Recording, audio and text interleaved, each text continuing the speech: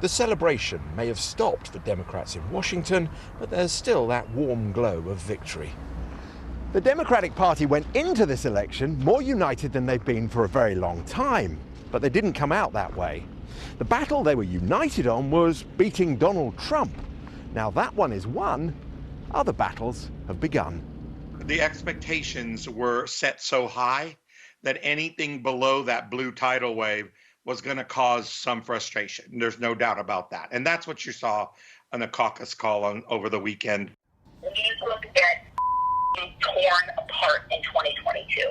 The call, involving much of the Congressional Democratic Party, was explosive and widely leaked. Abigail Spanberger is a centrist Democrat. She only just held on to her district in Virginia, blaming the left of the party for scaring her voters. And we need to not ever use the word socialist or socialism ever again. Because while people think it doesn't matter, it does matter. And we lost good members because of that. Ellen Patera, her husband Rob and mother Vibeke are centrist Democrats. They voted for Joe Biden because they want a moderate. I'm hoping Biden is at the center.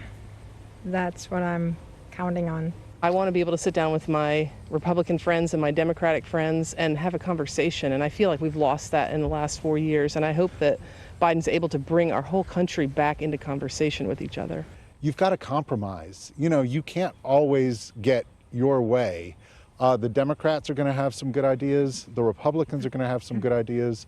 But what's really important is that they can agree on what needs to get done and then compromise and figure out, you know, the best way to do that.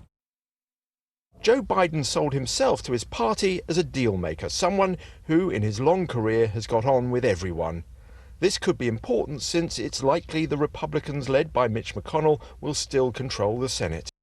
Joe Biden will be pushing for whatever he can get done within the context of the Congress he will be dealing with.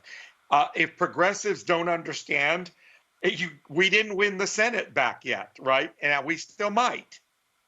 But if we don't, David, you can't ram through a bunch of stuff when they're in the majority. That's the reality of a democracy. That's the reality of getting things done in Washington, D.C. But many progressives who marched this summer shy away from the horse trading of the past. They believe Joe Biden can pursue a radical agenda if he's prepared to take his case to the people. They want him, for example, to appoint people like Bernie Sanders and Elizabeth Warren to his cabinet, even if the Republicans refuse to confirm their appointments. Zach Exley helped run Bernie Sanders' 2016 presidential campaign. If he spells out what his vision is and explains why he needs people like Elizabeth Warren and Bernie Sanders, I think those people will get confirmed. And he shouldn't just give up if the Republicans say no. What he should do is he should start going around the country and campaigning like crazy, whether he does it from his, from the basement of the White House on Zoom, or whether he actually goes around and starts doing rallies again. He needs to fight for it.